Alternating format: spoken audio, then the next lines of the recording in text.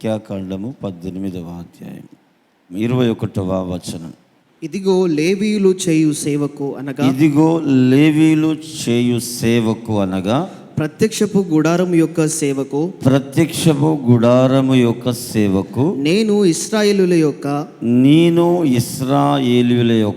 దశమ భాగములన్నిటినీ వారికి స్వాస్థ్యముగా ఇచ్చి తిని.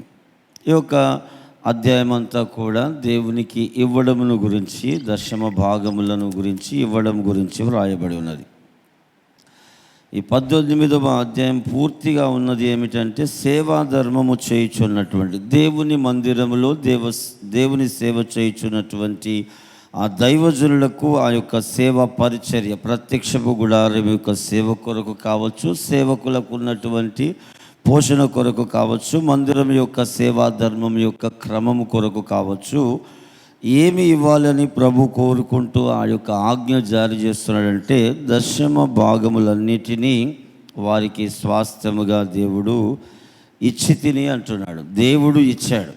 ఇశ్రాయేలీయులలో ఉన్నటువంటి 12 గోత్రముల యొక్క ప్రజల యొక్క దశమ భాగము అనేది లేవీలకు అనగా యాజకులకు ఇచ్చాడు.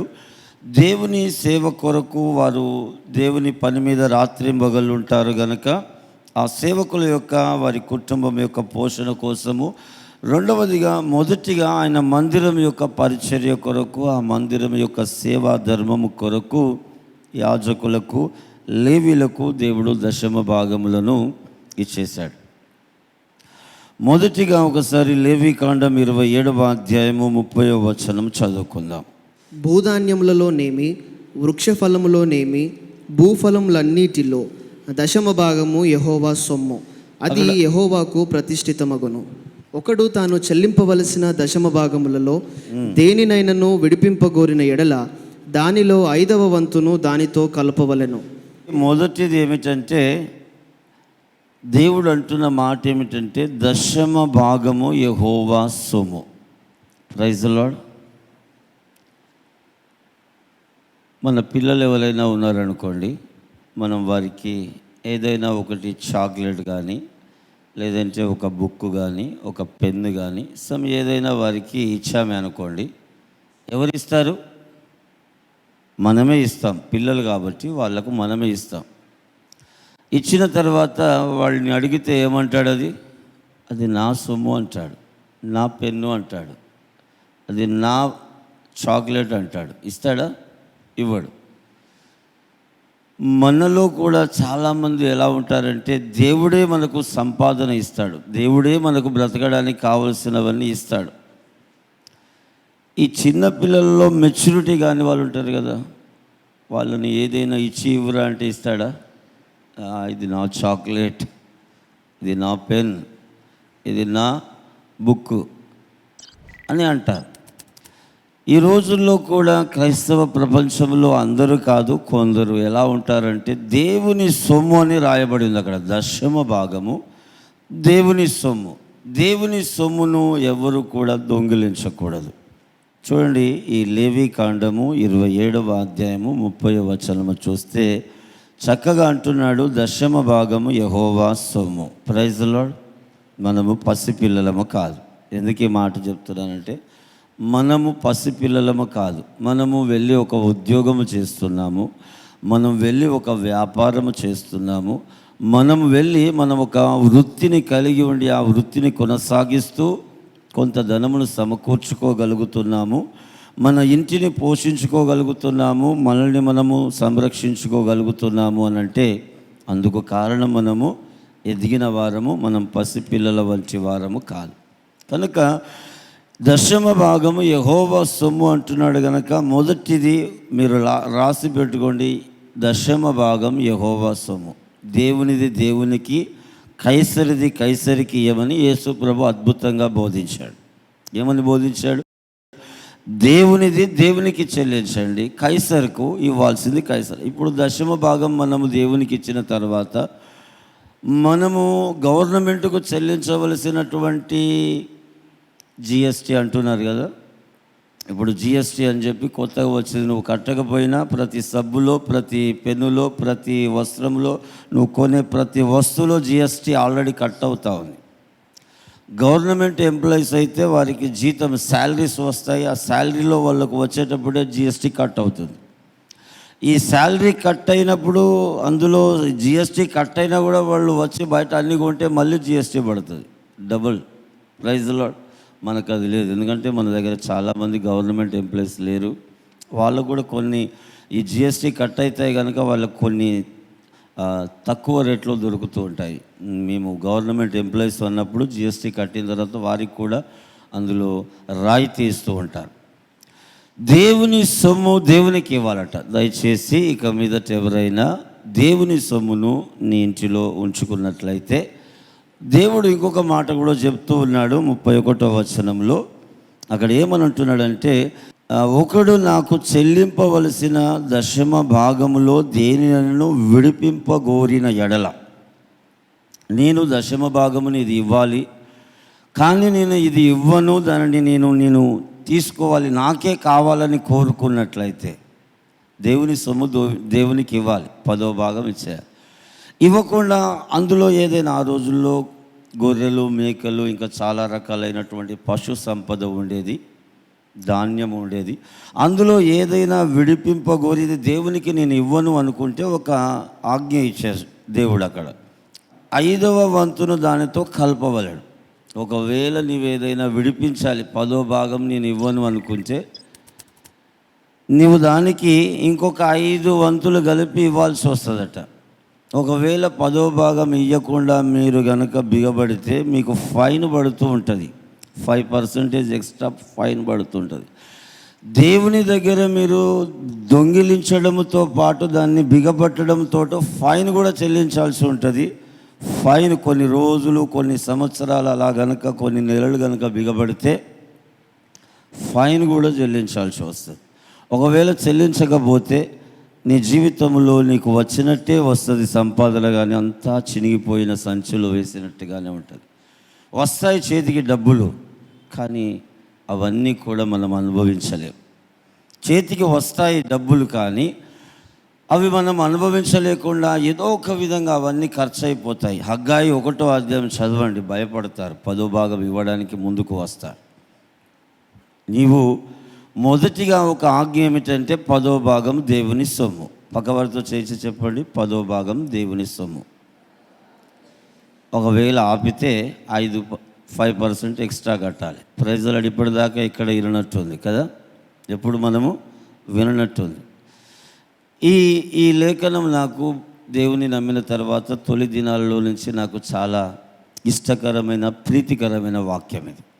అందుకని నా దశమ భాగం నేను దేవుని ఎదుట ఉన్నాను. ఇప్పటికీ చెప్తున్న మాట ఏమిటంటే, నా దశమ భాగం ఎంత ఉంటుందో దానితో కూడా ఎక్స్ట్రా కొంత యాడ్ చేసి దేవుని మందిరంలో నేను ఇస్తూ ఉండేవాడిని. తొలి దినాల నుంచి కూడా అది నాకు అలవాటు. ఇప్పటికీ నా దశమ భాగము కంటే ఎక్కువనే ప్రభు సన్నిధికి వెళ్తుంది తప్ప నేను దశమ భాగమును ఎన్నడూ దొంగిలించను. ఎన్నడూ ఆయన సొమ్మును ఇప్పటి వరకు నేను దొంగిలించలేదు. నా బ్రతుకు దినములన్నిటిలో కూడా దొంగిలించను. నాకు మొదటి నుంచి కూడా అలవాటు. ఒక 5,000 సంపాదించాను అనుకోండి, 500 రూపాయలతో పాటు 600 లేదంటే 700 అలా ఇచ్చేవాడిని. ఒకవేళ 10,000 సంపాదిస్తే 1,000 రూపాయలతో పాటు 10,000 సంపాదించాను కదా అని ఇంకొక 500 యాడ్ చేసి, లేదంటే ఇంకొక 1,000 రూపాయలు యాడ్ చేసి 2,000 ఇచ్చేవాడిని. అలా ప్రభువుకు ఇవ్వడం నేర్చుకున్నాను. అలాగే నేను కొనసాగుతున్నాను. ఈ రోజుల్లో మీరు కూడా ఏమి చేయాలంటే, ఆయన సొమ్ము గనక దానిని గనక మీరు విడిపింపగోరితే, ఇవ్వకుండా ఉండాలి, 10% మేము ఇవ్వద్దు దేవునికి అనుకుంటే ఇంకొక 5% ఎక్స్ట్రా కట్టాల్సి వస్తుంది fine. Praise the lord. Fine అంతా కూడా గవర్నమెంట్ ఊరుకుంటుందా? ఫైన్ వేసిన తర్వాత కట్టకపోతే కొన్నిసార్లు ఆ ఫైన్ను మాఫీ చేస్తుంది, కొన్నిసార్లు కట్టేదాకా వదిలిపెట్టదు. దేవుని దగ్గర కూడా అంతే. మనం ఆయన సొమ్ము దొంగిలించిన తర్వాత కట్టకపోతే ఒకరోజు ఫైన్తో వసూలు చేస్తాడు. ఉండి కట్టలేదనుకో ఫైనే కాదు, ఉన్నది ఊడ్చివేస్తాడు. Praise the lord. బహు జాగ్రత్తగా ఉండాలి. మొదటిది దశమ భాగం ఆయన సొత్తు. రెండవది, నీవు దానిని చెల్లించకపోతే ఇంకా 5% ఎక్కువ కూడా చెల్లించాలి. మూడవది నేర్చుకుందాం. ద్వితీయోపదేశకాండం 12వ అధ్యాయము 5-6 వచనాలు చదువుకుందాం. మీ దేవుడైన యెహోవా మీ సమస్త గోత్రములలో తన నామమును స్థాపించుకొనుటకు నివాస స్థానముగా ఏర్పరచుకొను స్థలమును వెతికి అక్కడికే యాత్రలు చేయుచుండవలెను. అక్కడికే మీరు మీ దహన బలులను, మీ బలులను, మీ దశమ భాగములను, ప్రతిష్ఠితములుగా మీరు చేయు నైవేద్యములను, మీ మ్రొక్కుబడి అర్పణములను, మీ స్వేచ్ఛార్పణములను, పశువులలోనూ గొర్రె మేకలలోనూ తొలిచూలు వాటిని తీసుకొని రావలెను. చూడండి, అక్కడ స్వేచ్ఛార్పణలు, అర్పణలు, దశమ భాగములు, కృతజ్ఞత కానుకలు ఇవన్నీ కూడా ఉన్నాయి. ఇవన్నీ కూడా మనం ఎక్కడ ఇవ్వాలి? చాలామందికి ఒక ప్రశ్న ఉంటుంది. చూడండి, ఒక చక్కటి ఒక డాక్టర్ జాబ్ చేస్తున్న వ్యక్తి ఉన్నాడు అనుకోండి. ఈ రోజుల్లో గవర్నమెంట్ డాక్టర్గా ఉన్న వ్యక్తికి 5 lakhs దాకా, మ్యాక్సిమం ఒక 4 లక్షలకు పైగా శాలరీ ఉన్నది. ఈ డాక్టర్కు 4 లక్షలు అంటే 40,000 రూపాయలు దేవునికి ఇవ్వాలి, 10వ భాగం. అవుతా? అంతే కదా? 40 అయినా 4,000. డాక్టర్కి ఒకవేళ మనసు కొట్టుకొని, అబ్బా దేవుని మందిరానికి 40,000 ఇవ్వాలా అని చెప్పి ఇస్తాను 40,000, కానీ ఈ మందిరానికే ఇస్తానా? వద్దులే, నేను ఆ మందిరానికి వెళ్ళి ఒక 10,000, ఈ మందిరానికి వెళ్ళి ఒక 5,000, ఈ దైవజనునికి వెళ్ళి ఒక 5,000, ఈ దైవజనునికి వెళ్ళి ఒక 5,000 ఇలా పంచుతాను అనుకున్నాడే అనుకోండి, అది సభము కాదు, అది దేవుని చిత్తము కాదు, అది నీవు దేవునికి అర్పించినట్లు కాదు అని అంటున్నాడు. చాలామంది ఏం చేస్తారంటే, సంపాదన ఎక్కువైన తర్వాత కొంచెం ఉంటే పర్వాలేదు, 1000 రూపాయలు అంటే ఇవ్వచ్చులే అనుకుంటా. అమ్మో, ఇప్పుడు నేను చెప్పాను కదా, డాక్టర్ 40,000 ఇవ్వాలి, భయం అయిపోతుంది. 40,000 తనకి తీసుకోవాలంటే ఏం పర్లేదు, కానీ దేవునికి ఇవ్వాలంటే కష్టం అనిపిస్తుంది. నీవు యాత్ర చేస్తున్న స్థలములో నీవు ఏ బోధ వింటున్నావో, ఏ మందిరానికి వెళ్తున్నావో, ఏ కాపరత్వంలో ఉన్నావో ఆ నాయకత్వానికే, ఆ కాపరికే, ఆ మందిరానికే నీ దశమ భాగము, నీ కృతజ్ఞత కానుకలు, నీవు కావలసినవన్నీ ఇవ్వాలి. చాలామంది అలాగన చేయకుండా దేవుని బ్లెస్సింగ్ పొందుకోరు. ఒక దినము చాలా ఇబ్బంది పడుతూ ఉంటారు, అప్పుడు దేవుడు సైలెంట్గా ఉంటాడు. చూడండి, ఇంకొక మాట చదువుకుందాం. ద్వితీయోపదేశకాండం 14వ అధ్యాయము 28వ వచనం. నీ దేవుడైన యెహోవా నీవు చేయు నీ చేతి పని అంతటిలోనూ నిన్ను ఆశీర్వదించున్నట్లు 3 సంవత్సరములకొకసారి ఆ ఏట నీకు కలిగిన పంటలో 10వ వంతంతయు బయటికి తెచ్చి నీ ఇంట్లో ఉంచవలెను. ఏమని? బయటికి తెచ్చి నీ ఇంట్లో ఉంచుకో. 3 సంవత్సరాలకు ఒకసారి అంటున్నాడు. ఆ రోజుల్లో 3 అనే పదం ఎందుకు వాడేవారంటే, ప్రతి సంవత్సరానికి ఒకే పంట తీసేవారు. ఈ రోజుల్లో సంవత్సరానికి 3 పంటలు తీసినట్టుగా తీయకపోయేది. ఇది మోషే కాలంలో దాదాపు ఇప్పటికీ 3,500 సంవత్సరాల క్రితం ముచ్చట. అప్పుడు ఎలా ఉండేది పరిస్థితులు అంటే, అప్పుడు 3 సంవత్సరాలకు ఒకసారి దేవుని మందిరానికి వారి యొక్క దశమ భాగములు తీసుకొని వచ్చేవారు. ఇప్పుడు నెలకు తీసుకొని వస్తుంటారు, వారానికి తీసుకొస్తారు.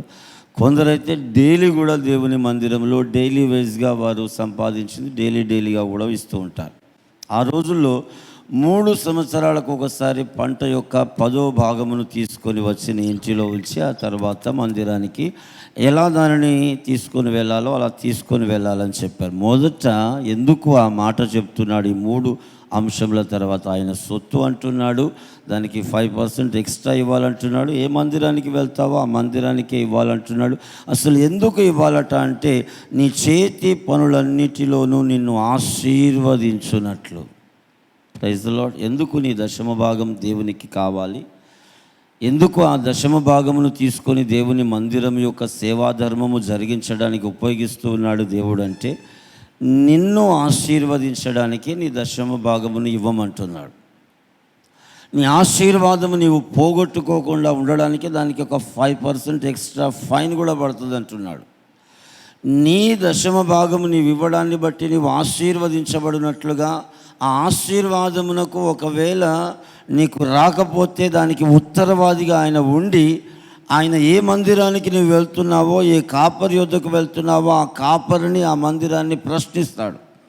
ఎందుకు ఈ వ్యక్తి బ్లెస్ చేయబడట్లేదు? ఒకవేళ ఈ వ్యక్తి నీకు 10వ భాగం ఇచ్చిన తర్వాత కూడా ఎందుకు ఇతడు ఆశీర్వదించబడట్లేదు అనే విషయాన్ని ఆ మందిరం మీదను ఆ దైవజనుని మీదను దేవుడు ఉత్తరవాదిగా ఉండి అడుగుతాడు. ఎందుకు ఆ వ్యక్తి పేదరికంలో ఉన్నాడు, ప్రతి నెల 10వ భాగం ఇస్తున్నాడు కదా, ఎందుకు ఇంకను కొదవతో ఆ కుటుంబం ఇబ్బంది పడుతూ ఉన్నదని దాని విషయమై దేవుడు తన దాసులను ప్రశ్నిస్తాడు, లెక్క చూస్తాడు, లెక్క అడుగుతాడు. దేవుని యొక్క దాసులు లెక్కలు అప్పగించాలి దేవునికి. కాబట్టి మనము ఆశీర్వదించబడినట్లుగా ఆయన 10వ భాగము కోరుతున్నాడు. నీ చేతి పనులన్నిటిలో నీకు దీవెన కలుగునట్లుగా నీ 10వ భాగమును నీవు దేవునికి ఇవ్వాలి. 5వది చూడండి, 2వ దినవృత్తాంతములు 31వ అధ్యాయం 5వ వచనం. 2వ దినవృత్తాంతములు 31:5. ఆ ఆజ్ఞ వెల్లడి అగుట తోడనే ఇశ్రాయేలీలు ప్రథమ ఫలములైన ధాన్య ద్రాక్ష రసములను నూనెను తేనెను సస్య ఫలములను విస్తారముగా తీసుకొని వచ్చిరి. చూడండి, ఒకటే మాట మనందరం కూడా చదువుకుందాం. ఆ ఆజ్ఞ బయలుదేరిన వెంటనే ఏమైందట, ఇశ్రాయేలు ప్రథమ ఫలమైన తన ధాన్య ద్రాక్ష రసమును నూనెను తేనెను సస్య ఫలములను విస్తారముగా తీసుకొని వచ్చిరి. సమస్త విధములైన వాటిలో నుండి 10వ భాగము 10వ వంతును విస్తారముగా తీసుకొని వచ్చిరి. ఈ తీసుకొని వచ్చిరి 10వ భాగం అని కింది భాగంలో ఉన్న మాట కంటే ముందు ఆ ఆజ్ఞ బయలుదేరిన వెంటనే, ఈరోజు నీకు 10వ భాగం ఇవ్వాలి అనే ఆజ్ఞ నీకు తెలిసిందా? తెలిసిన వెంటనే ఇవ్వడం ప్రారంభించాలి. తెలిసినాక మా బిడ్డ పెళ్ళైన తర్వాత నేను 10వ భాగం ఇవ్వడం స్టార్ట్ చేస్తానులే ప్రభువా, మా యొక్క కొడుకు స్టడీ అయిపోయిన తర్వాత, వాడికి వివాహం అయిపోయిన తర్వాత, వాడికి వేరు పడేసిన తర్వాత నేను 10వ భాగం ఇస్తానులే ప్రభువా. ఇలాంటి మొక్కుబళ్ళు కానీ ఆలోచనలు కానీ చేయొద్దట. నీకు 10వ భాగము ఇవ్వాలి అనే ఆజ్ఞ. యేసు ప్రభుని నమ్ముకున్నావు కదా, మందిరానికి వస్తున్నావు కదా. చాలామంది ఎవరేమనుకోవద్దు, ఎవరైనా ఉంటే ఇక్కడ ఎవరు లేరు, అందరూ ఎవరు లేరు. ఎప్పుడయ్యా నువ్వు బాప్తీసం తీసుకుందామంటే, మా కూతురు మ్యారేజ్ అయినాక తీసుకుంటాను, మా మనవడు మ్యారేజ్ అయినాక తీసుకుంటాను, మా మనవరాలకి అంటారు కదా. అంటారా లేదా? మన చర్చిలో ఎవరు లేకపోవచ్చు కానీ కొందరు దగ్గర అయితే చూశాను. నేను విలేజ్లో ఉన్నప్పుడు చూశాను. ఏంటయ్యా నువ్వు 70 సంవత్సరాలు వచ్చింది, అలా కట్టెపట్టుకొని నడుస్తూ వస్తున్నావు, ఇంకా బాప్తీసం తీసుకోలేదంటే, అయ్యా ఇప్పుడు నేను బాప్తీసం తీసుకుంటే నా మనవడు మనవరాలు ఏడుస్తారయ్యా పెళ్ళిలో నేను లేకపోతే. అయ్యి బాబు, ఈయన లేకపోతే పెళ్ళే జరగదన్నట్టుగా చెప్పేస్తున్నాడు. అలా చెప్పాడు. అవునా అని చెప్పి కాముగా ఊరుకున్నాను. చాలామంది వారి యొక్క దశమ భాగంలో ఇవ్వడానికి నేను ఒక చిట్టి వేశాను, ఆ చిట్టి అప్పు తీరిన తర్వాత ఇస్తాను ప్రభా. నేను అక్కడ ఒక పెద్ద 1 lakh చిట్టి వేశాను ప్రభా. ప్రతి నెల నాకు ఆ చిట్టి కట్టడానికి నాకున్న సంపాదన డబ్బు సరిపోతలేదు ప్రభా. కాబట్టి ఆ అప్పు తీరగానే, ఆ చిట్టి అయిపోగానే, ఆ 1,00,000 రూపాయలు వచ్చిన తర్వాత అప్పటి నుంచి దశమ భాగం ఇస్తానంటాడు. సరే, ఈ 1,00,000 వచ్చిన తర్వాత ఇందులో నుంచి ఒక 10,000 ఆల్రెడీ ఇవ్వచ్చు కదా, అందులో నుంచి అయినా. ఆ 1,00,000లో నుంచి ఇవ్వరు.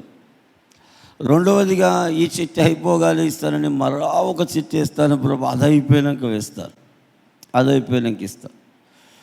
అంతలో మళ్ళీ నా కూతురు మ్యారేజ్ వచ్చింది ప్రభా, అంతలో మళ్ళీ నేను బైక్ కొన్నాను ప్రభా, ఈ అప్పు కట్టాలి, ఆ అప్పు కట్టాలి. ఒకరోజు అన్నీ పోకముందు తేలుకొని ఆజ్ఞ నీకు బయలుదేరి వెల్లడి అగిన తోడనే, చాలా జాగ్రత్తగా వినండి, నీకు ఈ ఆజ్ఞ తెలిసిందంటే ఆ క్షణం నుంచే యాక్షన్లో ఉండాలి. దేనిలో? ఇవ్వడంలో. ప్రైజ్ లార్డ్, హల్లెలూయా. ఇంకా 6వ మాటను నేర్చుకుందాం. 1, ఆయన సొమ్ము అది. 2, ఇవ్వకపోతే ఫైన్ ఉంటుంది. 3, మనం ఏ మందిరానికి వెళ్తున్నామో, ఏ సహవాసానికి వెళ్తున్నామో ఆ సహవాసంలో ఇవ్వాలి. 4, నీ చేతి పనులన్నిటిలో నీకు దీవెన కలుగునట్లుగా ఇవ్వాలి. 5వది, అది ఆజ్ఞ నీకు వెల్లడి అయిన తెలియబడిన దినము నుంచే నువ్వు ఇవ్వడం ప్రారంభించాలి. 6వ మాట నేర్చుకుందాం. మలాకీ 3:10. నా మందిరములో ఆహారం ఉండునట్లు 10వ భాగం అంతయు మీరు నా మందిరపు నిధిలోనికి తీసుకొని రండి. దీన్ని చేసి మీరు నన్ను శోధించిన ఎడల నేను ఆకాశపు వాకిండ్లను విప్పి పట్టజాలనంత విస్తారముగా దీవెనలు కుమ్మరించదనని చూడండి, పట్టజాలనంత విస్తారమైన దీవెనలు కుమ్మరిస్తానని దేవుడు సెలవిస్తున్నాడు. నీవు ఎందుకు నీ చేతి పనులన్నీ దీవించబడాలి, ఎందుకు నువ్వు 10వ భాగం ఇవ్వాలి అంటే నీ చేతి పనులన్నీ దీవించబడాలి. ఎంతగా దీవించబడాలని కోరుకుంటున్నాడంటే పట్టజాలను విస్తారమైన దీవెనలతో నీవు నీ ఇంటి వారు తృప్తిగా బ్రతకడానికి పట్టజాలను విస్తారమైన దీవెనతో నింపబడినట్లుగా నీ 10వ భాగమును తప్పక ప్రభువునకు ఇవ్వాలి. చూడండి, ఒకసారి యాకోబు ఒంటి కర్రతో తన తండ్రి ఇంటిని విడిచి వెళ్తూ ఉన్నాడు. ఆదికాండము 28వ అధ్యాయంలో చక్కగా అతను ఒక రాయిని తలగడగా తీసుకొని ఆయన ప్రయాణం చేస్తున్నప్పుడు పడుకున్నాడు. ఒక కల పడింది. ఆ కలలో దేవుని చూశాడు. లేచి ఆ దేవుని దూతలు ఆ యొక్క స్థలంలో ఎక్కుట దిగుట చూసి ఇది దేవుని మందిరమే కానీ వేరొకటి కాదు. చాలా జాగ్రత్తగా వినండి, ఇది దేవుని మందిరమే కానీ వేరొకటి కాదు అన్నాడు. 28వ అధ్యాయము 17వ వచనము, భయపడి ఈ స్థలము ఎంతో భయంకరము, ఇది దేవుని మందిరమే కానీ వేరొకటి కాదు, పరలోకపు గవిని ఇదే అనుకొనను. తెల్లవారినప్పుడు యాకోబు లేచి తాను తలగడగా చేసుకొనిన రాయిని తీసి దానిని స్తంభముగా నిలిపి దాని కొన మీద నూనె పోసెను. మరియు అతడు ఆ స్థలమునకు బేతేలను పేరు పెట్టెను. అయితే మొదట ఆ ఊరి పేరు లూజు. అప్పుడు యాకోబు నేను తిరిగి నా తండ్రి ఇంటికి క్షేమముగా వచ్చునట్లు దేవుడు నాకు తోడయుండి నేను వెళ్ళుచున్న ఈ మార్గములో నన్ను కాపాడి తినుటకు ఆహారమును ధరించుటకు వస్త్రములను నాకు దయచేసిన ఎడల యెహోవా నాకు దేవుడయుండును. మరియు స్తంభముగా నేను నిలిపిన ఈ రాయి దేవుని మందిరమగును. మరియు నీవు నాకిచ్చు యావత్తులో 10వ వంతు నిశ్చయముగా నీకు చెల్లించదనని మొక్కుకొనెను. ఆ కాలంలో మందిరం లేదు, ఆ కాలంలో దైవజనులు లేరు, ఆ కాలంలో సేవాధర్మం లేదు. అయినా కూడా ఆజ్ఞ అనేది ఇవ్వబడలేదు. ఒక ధర్మశాస్త్రం ఉన్న వ్యక్తిలాగా ఇతను అంటున్నాడు, ఇది ఇక దేవుని మందిరమే అంటున్నాడు. అక్కడ నూనె పోసాడు, రాతికి చక్కగా ఇది దేవుని మందిరం అన్నాడు. బేతేలను పేరు పెట్టాడు. ఆ తర్వాత నేను వెళుతున్న మార్గంలో నీవు నాకు తోడయుండి నన్ను కాపాడితే తినుటకు ఆహారము ధరించుటకు వస్త్రము. ఆ రోజుల్లో ఆహారము వస్త్రము చాలా విలువైంది. అవి రెండు ఉంటే చాలు అనుకునేవారు. ఈ రోజుల్లో అనేకమైనవి ఉంటేనే బాగుంటుంది అనుకుంటున్నారు. Praise the lord. ఉండాలి. ఆ రోజుల్లో అతను కోరుకున్నది కూడా నేను వెళ్ళిన మార్గంలో నాకు తోడయుండి నన్ను కాపాడి తినుటకు ఆహారము ధరించుటకు వస్త్రమును ఇచ్చి నీవు గనుక మరలా నా తండ్రి ఇంటికి నేను వచ్చినప్పుడు నీవు నాకు ఇచ్చిన దాని అంతటిలో నుంచి 10వ భాగము నిశ్చయముగా నీకు ఇస్తాను అని మొక్కుకుంటున్నాడు. ఇతనికేమీ ఆజ్ఞ లేదు, ఇతనికేమీ ఆజ్ఞ రాలేదు. అయినను దేవుని ఆత్మచేత నడిపించబడుతున్న వ్యక్తి ఇలా ఉంటాడు. ధర్మశాస్త్రం చేతిలో ఉన్నా కూడా మనము ధర్మశాస్త్రం లేనట్టుగా జీవిస్తున్నామంటే దేవుని ఆత్మను మనము కలిగి ఉన్నా కూడా దేవుని ఆత్మచేత నడిపించబడట్లేదంటే మనకు తెలిసిన ఆజ్ఞను బట్టి మనం నడవక మన మనస్సాక్షిని మనం చంపుకుంటూ మనకిచ్చిన ఆజ్ఞను తృణీకరిస్తూ దేవుని మాటను నిర్లక్ష్యము చేస్తూ ఉంటున్నామని అర్థం. కానీ యాకోబు దేవుని ఆజ్ఞ లేకపోయినా ధర్మశాస్త్రం లేకపోయినా ఒక ధర్మశాస్త్రము ఆజ్ఞ ఉన్న వ్యక్తిలాగా జీవించాడు. పట్టజాలని విస్తారమైన దీవెనతో నింపుతానన్నాడు కదా. ఆజ్ఞ లేని కాలంలోనే ధర్మశాస్త్రం లేని కాలంలోనే ఆజ్ఞ ఉన్నట్టుగా ధర్మశాస్త్రం ఉన్నట్లుగా జీవించిన ఇతని జీవితంలో హఠాత్తుగా ఒక దినము వచ్చింది. ఆ దినము చదువుకుందాం. 36వ అధ్యాయంలో ఆ యొక్క దినములో ఎలాంటి మహిమ కలిగిన బ్లెస్సింగ్తో నింపబడ్డాడు. 6-7 వచనాలు చదువుకుందాం. ఏశావు తన భార్యలను, తన కుమారులను, తన కుమార్తెలను, తన ఇంటి వారినందరినీ, తన మందలను, తన సమస్త పశువులను, తాను కనాను దేశంలో సంపాదించిన ఆస్తి యావత్తును తీసుకొని తన తమ్ముడైన యాకోబు ఎదుట నుండి మరి ఒక దేశమునకు వెళ్ళిపోయాను. వారు విస్తారమైన సంపద గలవారు. అందరూ కూడా వినండి. వారు విస్తారమైన సంపద గలవారు గనక వారు కలిసి నివసింపలేకపోయిరి. వారి పశువులు విశేషమై ఉన్నందున వారు పరదేశులై ఉండిన భూమి వారిని భరింపలేకపోయింది. భరించలేనంత అంటే పట్టజాలని విస్తారమైన దీవెన వచ్చింది. ఆ దీవెన వలన అతను ఉంటున్న ఆ యొక్క ఊరిలో అతనికి పశువులకు కావలసినంత గ్రాసము దొరకట్లేదు. అక్కడ ఉన్నటువంటి అతనికి ఉన్నటువంటి ఆ పట్టజాలని విస్తారమైన దీవెన భూమి భరించలేకపోతా ఉంది గనక తన సహోదరుడు తన కలిగిన సమస్తమును తీసుకొని వెళ్ళిపోతున్నాడు. ఎందుకు అనంటే, నా సహోదరుడు నేను కలిసి ఉంటే ఈ భూమి మమ్మలను భరించలేకపోతా ఉంది. నేను ఒకవేళ వెళితే నా సంపదను తీసుకొని వేరే దేశానికి, వేరే ప్రాంతానికి, నా సహోదరుడు కలిగి ఉన్న ఈ పశు సంపదకు కావలసిన గ్రాసం ఇక్కడ దొరుకుతుంది అని అతను అక్కడ ఆ గ్రామం నుంచి, ఆ ఊరి నుంచి, ఆ దేశం నుంచి వెళ్ళిపోతున్నాడు ఈ యొక్క ఏశావు. ధర్మశాస్త్రం లేని కాలములో ఉన్నట్లుగా మొక్కుబడి చేసుకొని 10వ భాగం ఇచ్చిన ఈ వ్యక్తికి దేవుని నమ్మిన తర్వాత, ఇది దాదాపుగా 30 సంవత్సరాల తర్వాత జరిగినటువంటి, అతను మొక్కుకున్న తర్వాత ఒక 30 years తర్వాత ఇతన్ని భూమి భరించలేనంత బ్లెస్సింగ్తో నింపబడిన వ్యక్తిగా ఉన్నాడు. నువ్వు ఇవ్వు, మొదట ఇవ్వడం నేర్చుకో. సంవత్సరములు గతించిపోవచ్చుండగా నీ బ్లెస్సింగు అధికమగుతూ ఉంటుంది. నిన్ను చూసిన వారందరికీ ఆశ్చర్యము కలుగుతుంది. ఒకప్పుడు ఈ వ్యక్తి ఎలా ఉన్నాడు అని చెప్పి నేను గురించి కథలుగా మాట్లాడుకుంటారు. ఈరోజు ఇతను కలిగి ఉన్న దీవెన అతను నమ్ముకున్న దేవుని బట్టి, నమ్ముకున్న దేవునికి అతను చేసుకున్న మొక్కుబడిని బట్టి, అతడు నమ్మిన దేవునికి అతను ఇస్తున్నటువంటి కానుకను బట్టి, అతను ఇస్తున్న దశమ భాగమును బట్టి ఈ వ్యక్తి ఇంతగా బ్లెస్ చేయబడ్డాడు. కోల్గేట్ అనబడుతున్న పేస్ట్ గురించి మనకు తెలుసు. ఆ యొక్క పేస్ట్ చేసినటువంటి యజమానుడు ఈరోజు ప్రపంచమంతా కూడా అద్భుతమైన సాక్ష్యము కలిగి ఉన్నాడు. ఎందుకు ప్రపంచమంతటా ఈ పేస్ట్ ఇలా వాడబడుతూ ఉంది, అంతగా ఎందుకు విస్తారముగా అమ్మబడుతుందంటే, ఈ వ్యక్తి క్రైస్తవుడు, తను ప్రథమ స్థానము దేవునికి 10వ భాగం ఇవ్వడంలో ఉంచాడు కనుక అతను ఎంతగా దీవించబడ్డాడని ప్రపంచమంతా చెప్పుకుంటూ ఉన్నది. అతని పేరు అంతగా ప్రఖ్యాతి చెంది అతను అంతగా గొప్ప చేయబడడానికి గల కారణం ఏమిటి? మంచి పేరు, గొప్ప ఖ్యాతి ఎందుకు ఆ వ్యక్తికి వచ్చిందంటే, తను తొలి దినాలలో ఆ పేస్ట్ తయారు చేసినప్పటి నుంచి కూడా అతడు ఒక అన్యుడు, అనేకమైనటువంటి బిజినెస్ చేస్తూ ఓడిపోతూ ఉండేవాడు, నష్టపోతూ ఉండేవాడు. అందుకని ఒక దినం ఒక సేవకుడు కలిసి అతనికి సువార్త ప్రకటిస్తే నమ్ముకున్నాడు దేవుణ్ణి.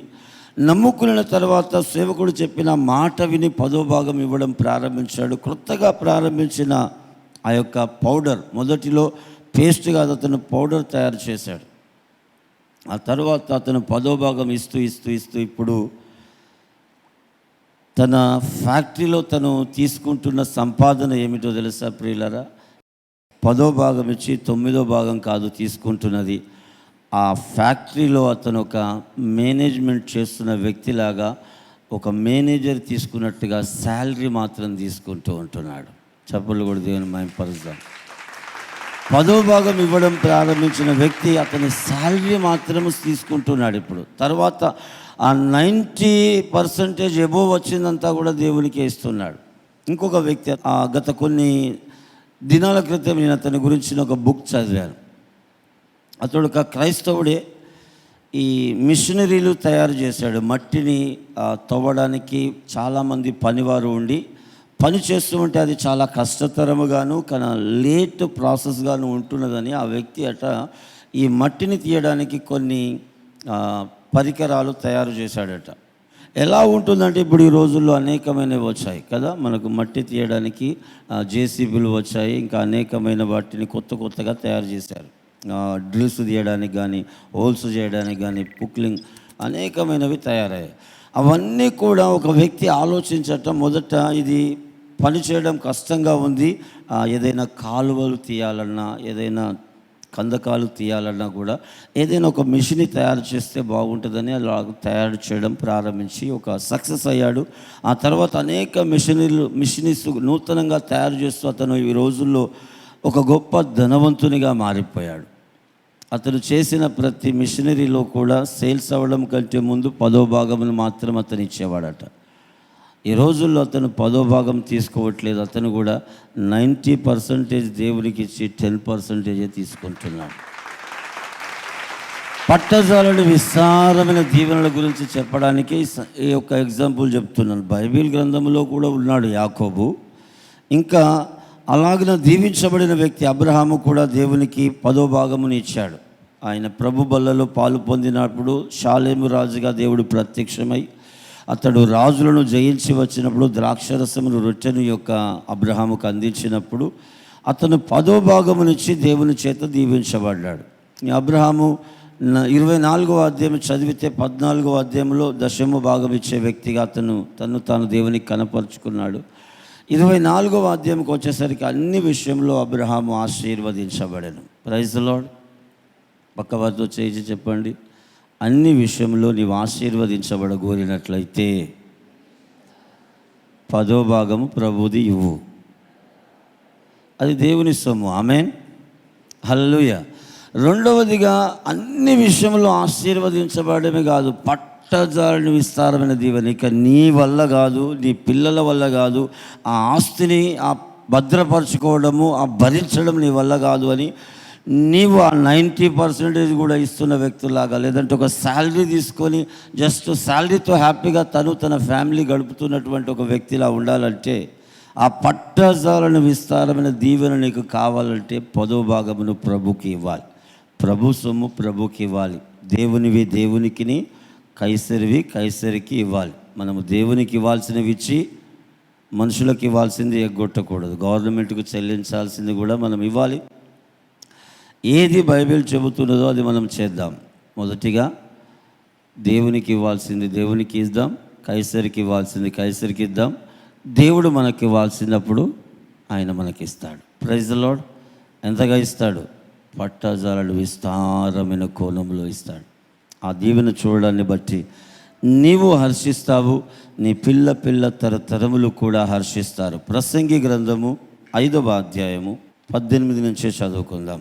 మరియు కోరదగినదిగాను చూడముచ్చటైనదిగాను నాకు కనబడినది ఏమనగా, దేవుడు తనకు నియమించిన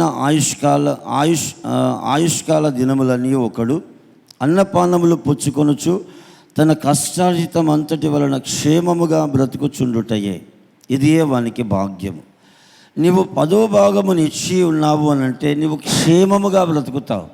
నీవు దేవునికి ఇవ్వవలసింది ఇస్తే అందులో నీకు క్షేమము అనేది ఉంటుంది. దేవునికి ఇవ్వకపోతే క్షేమానికి ఆపోజిట్ ఏంటిది? క్షామము. Praise the lord. నీవు చక్కగా అన్నపానములు భుజించి నీ కష్టార్జితం అంతటి వలన క్షేమమును అనుభవిస్తూ బ్రతుకుతావు.